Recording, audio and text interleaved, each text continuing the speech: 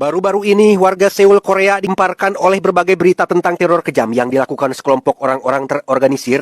Bukan dari kalangan gangster atau preman, mereka adalah warga normal yang bertindak seperti kerasukan, terlalu kuat untuk ukuran manusia biasa, menyiksa dan menculik warga secara acak, rutin melakukan ritual aneh di tempat-tempat terbuka, bahkan pihak kepolisian sekalipun kehabisan akal untuk mengatasinya. 악마니 마귀니 당신 믿기지 않는 일들이 계속 경찰력으로 Dan kita akan dibawa pada seorang polisi sekaligus calo yang mengantar kliennya mendatangi sebuah perusahaan jasa bernama Holy Night. Tidak seperti perusahaan detektif swasta konvensional pada umumnya, jasa ini bergerak di bidang exorcism atau perburuan roh jahat yang sudah memenuhi standar juri internasional. 제 딸 수진이가 갑자기 연락이 안 되고 행방불명된 것 같습니다. 이거 분명 뭔가 잘못된 것 같습니다. Si klien menjelaskan bahwa anaknya menghilang secara misterius beberapa hari yang lalu, bahkan pihak kepolisian juga sudah mengerahkan 3 detektif handal untuk melakukan pencarian, namun bukannya kembali dengan membawa petunjuk, mereka justru malah ditemukan kritis setelah diserang oleh orang-orang berpenampilan aneh. 구해올 수가 없어서. Tak hanya berburu roh jahat, si bos Holy Night yang bernama Bawo ini juga menjadi sosok paling ditakuti di kalangan para penjahat karena selain jago gelut dan tidak pernah pandang bulu, beliau juga punya banyak relasi dengan orang-orang penting di dunia permafiaan, termasuk menjadi backing handal di lingkungan kepolisian. 저희가 최선을 다하겠습니다. Karena pekerjaannya tidak pernah mengecewakan, Bawo selalu mematok bayaran tinggi dalam uang tunai dan meminta para klien melakukan pembayaran terlebih dahulu. Setelah si calo mendapat bagiannya, si bos menyuruh 2 asistennya agar segera bersiap untuk menemui salah satu informan kepercayaan mereka.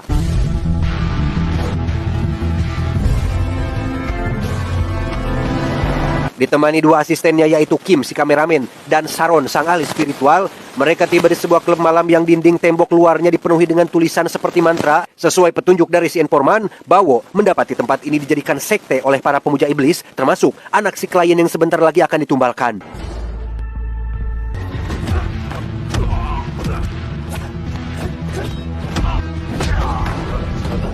Beres menghajar penjaga di pintu masuk, mereka langsung dihadang penjaga lain yang benar-benar sudah kesurupan sepenuhnya. Hal itu bisa dilihat dari mata merah menyala dan tubuh yang mengeluarkan asap hitam. Sementara Sharon akan mengusir iblis dari anak si klien dan Kim jangan berhenti merekam. Bawo atau lebih dikenal dengan sosok Ma Dong-suk pun langsung menghapuk para penjaga sampai-sampai mengeluarkan percikan api dari tangannya.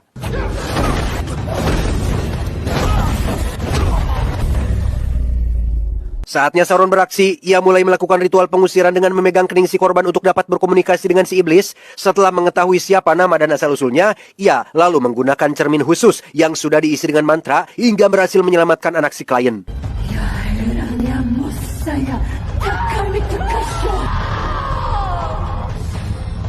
Setelah semuanya selesai dan para anggota sekte ini kembali normal, Bawo menyuruh Kim untuk meringkus mereka dan melaporkannya pada pihak berwajib. Kim cukup dibuat terkejut saat menemukan sebuah tato bintang aneh pada masing-masing dari leher mereka, sehingga Bawo berspekulasi bahwa mungkin itu adalah tanda keanggotaan sekte sesatnya.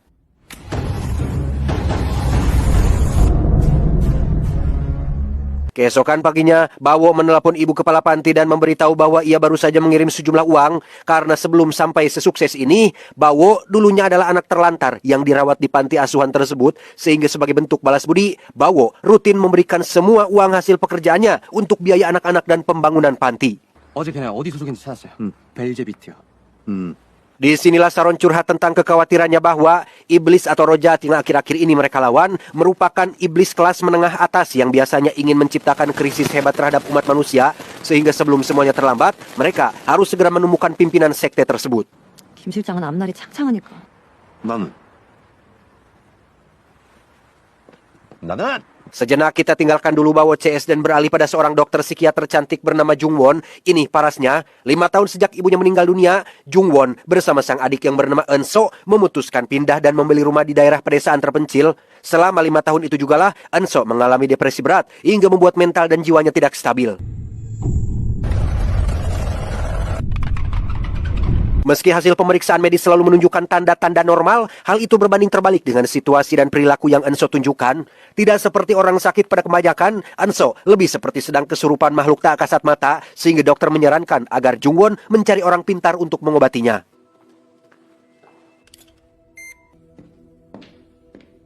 Akibat perilaku yang tidak stabil, Enso harus dirawat di ruang isolasi terpisah dengan sekujur badan terikat pada ranjang. Saat Jungwon sedang mengamati dari CCTV itulah, ia iseng mencari artikel terkait eksorsisme dan fenomena spiritual yang baru-baru ini terjadi, hingga berujung pada website Holy Night milik si Bawo CS.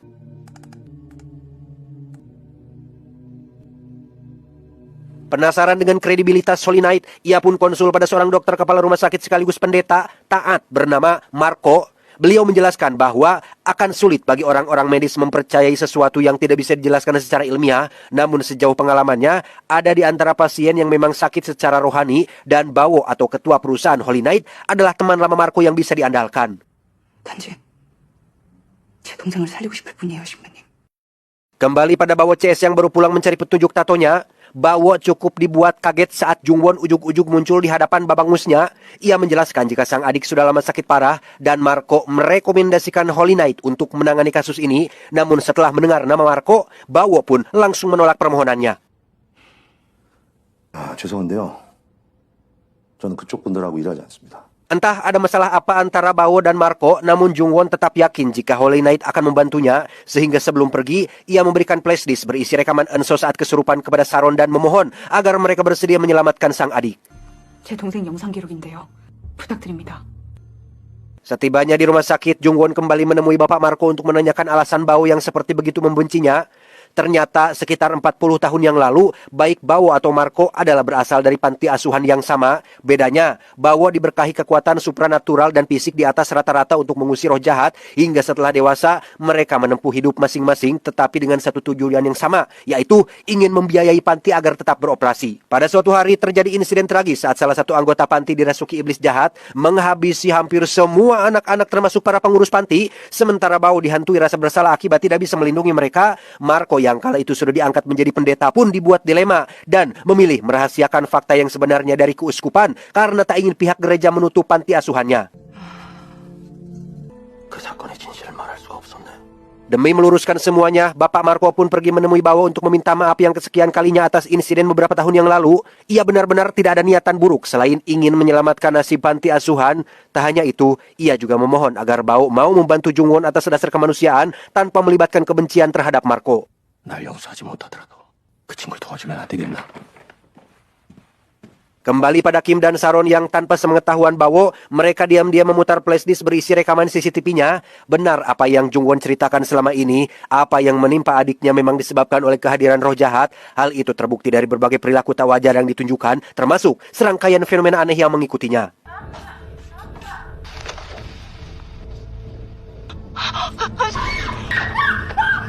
Setelah merenung sepanjang malam, Bawo akhirnya luluh dan ikut melanjutkan investigasi bersama Kim dan Saron. Entah di malam yang keberapa, si iblis mulai berani menyakiti Enso hingga membuat salah satu kamera rusak. Namun yang membuat Kim lebih khawatir adalah tepat di hari pertama Jungwon membeli rumahnya, ada seorang petugas keamanan CCTV yang disewa pemilik lama untuk melakukan perbaikan yang sama-sama memiliki tato bintang pada lehernya. 은서 씨에게 벌어질 일이 또 대주교 루키페로와 관련이 있는 것 같아요. Keesokan malamnya, Jungwon dipanggil ke kantor untuk melihat kejanggalan yang ditemukan. Tak hanya petugas CCTV saja, para pemuja iblis ini rupanya selalu mengawasi Enso dimanapun berada, seperti dua perawat rumah sakit yang sama-sama memiliki tanda sama, termasuk petugas kurir langganan yang juga adalah pengikut sekte sesat. 이들이 은서 씨를 통해서 어떤 악마를 소환한 것 같아요. 이미 사람이 아닌 악마에 가까운 자들입니다. Saron juga menambahkan bahwa para pemuja memang sudah biasa menggunakan orang yang jiwanya kosong untuk dijadikan media pemanggilan Raja Iblis dan menciptakan dunia mereka sendiri. Mereka atau para penganut sekte sesat bisa merasakan kehadiran seseorang yang jiwanya terganggu, persis seperti yang terjadi pada Enso saat ini. 하필 왜 우리 은서죠? 그 대상은 누구나 될 수 있어요.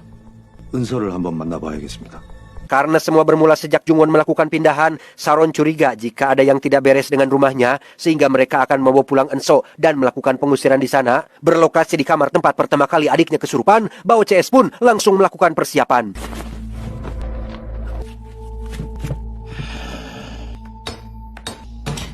Setelah Enso diikat pada kursi, Saron melingkarinya dengan garam dapur yang dipercaya bisa mencegah si iblis mengeluarkan aura-aura jahatnya. Tahap pertama dalam melakukan eksorsisme atau pengusiran adalah kehadiran alias memaksa sang iblis untuk menyebutkan siapa namanya, karena pengusiran hanya akan berhasil jika nama aslinya diketahui.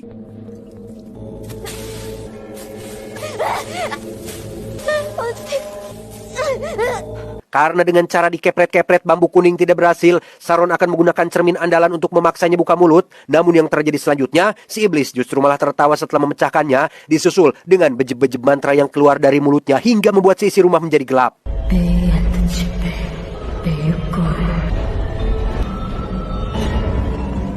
내부에 빛이 차단되고 있어요. Sadar jika mantra barusan digunakan untuk memanggil para pengikutnya, Bao pun akan pergi memeriksa seisi rumahnya untuk memastikannya, dan benar saja, setelah menghajar satu penjaga hingga tepar, muncul penjaga lain yang kali ini jumlahnya tidak main-main, sehingga Bao harus terlibat perkelahian di lorong rumah yang sempit ini.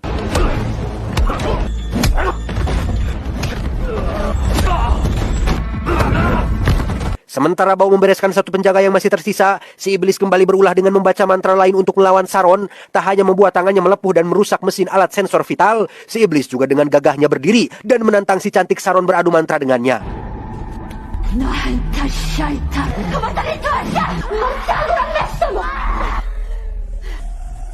Beruntung mantra barusan berhasil membuat Anso kembali tenang. Alih-alih sudah lenyap, si iblis rupanya diam-diam berhasil merasuki tubuh Jungwon yang membuatnya mengamuk histeris, sehingga ketika Bao selesai meringkus para penjaga dan kembali ke kamar, ia langsung membantu Saron menolong Jungwon dan...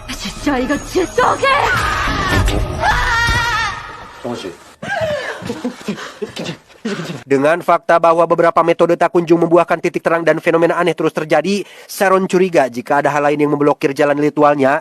Setelah dilakukan penelusuran, mereka mendapati seluruh dinding tembok sudah dipenuhi oleh tulisan mantra sehingga Saron dan Bao langsung melenyapkan semua mantra tersebut.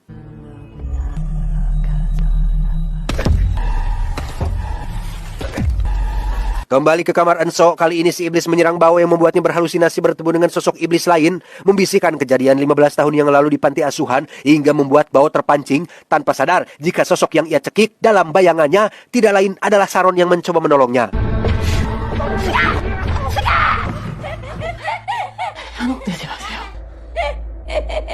Menggunakan dua pisau tembaga tajam yang sudah diisi mantra, Saron mulai menebas-nebaskannya yang membuat si iblis merasa kepanasan. Tak ingin kalah adu jajaten, si iblis kembali membejeb-bejebkan mantra disusul dengan hembusan napas dingin dari mulutnya hingga membuat si isi rumah membeku.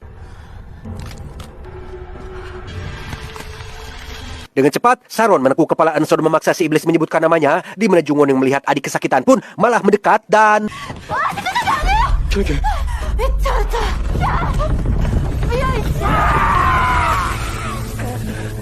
Disinilah Enso sekarang berada di lorong rumah dengan posisi ngadapang seperti laba-laba. Dari urat wajah yang timbul serta mata hitam pekat, bisa dipastikan jika si iblis sudah menguasai tubuh Enso sepenuhnya. Dan tiba-tiba...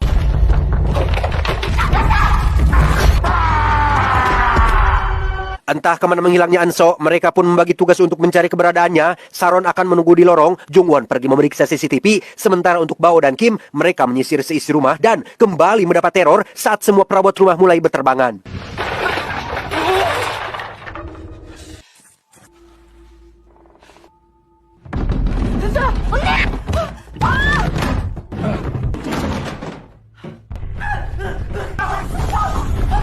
Dan ya, ada yang menarik tubuh Kim hingga ke atas langit-langit tapi mesti keburu diselamatkan oleh Saron. Disinilah Jungwon baru sadar dengan si pemilik rumah yang juga memiliki tato tanda bintangnya. Tepat setelah ijab kabul rumah selesai, si pemilik berpesan agar mereka tidak pergi ke gudang dengan alasan belum sempat dibereskan oleh petugas kebersihan, sehingga Bao langsung pergi ke sana untuk memeriksanya.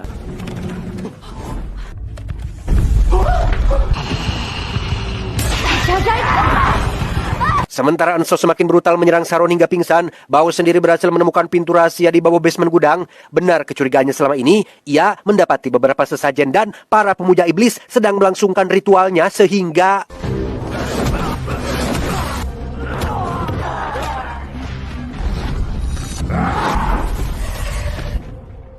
Beres mengajar mereka semua, kita akan dibawa ke rumah saat salah satu penjaga mencoba menghabisi Saron, yang karena Kim tidak jago-jago amat dalam berkelahi, ia harus pasrah saat si penjaga menghapuknya sampai babak belur, tepat saat Bao tiba dan menghentikan semuanya.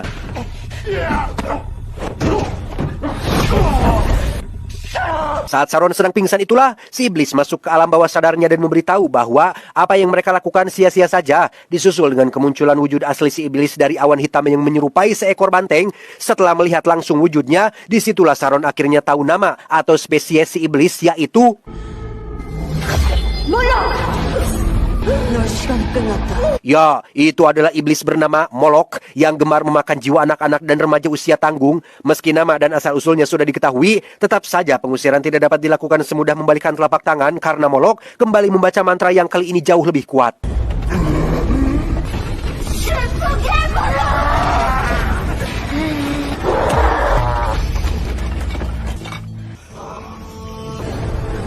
Dan sungguh, betapa mengerikannya kekuatan Molok saat dirinya membuka portal iblis untuk membawa Enso bersamanya. Namun dengan kekuatan yang masih tersisa, Jungwon, Kim, Bawo berusaha menariknya dengan seutas tali, sementara Saron terus membacakan mantra yang membuat energi jahatnya perlahan memudar.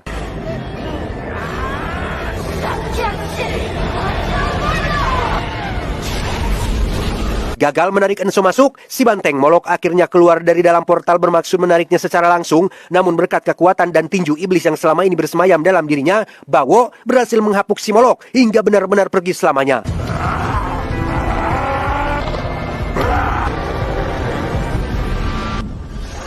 Dengan lenyapnya Molok, berakhir sudahlah ketegangan yang mereka alami. Enso berhasil siuman dan kembali normal seperti seharusnya. Tidak ada korban jiwa dalam kejadian ini, namun PR besar sudah menanti mereka bertiga. Karena iblis Molok pasti akan kembali dengan rencana yang tidak terduga.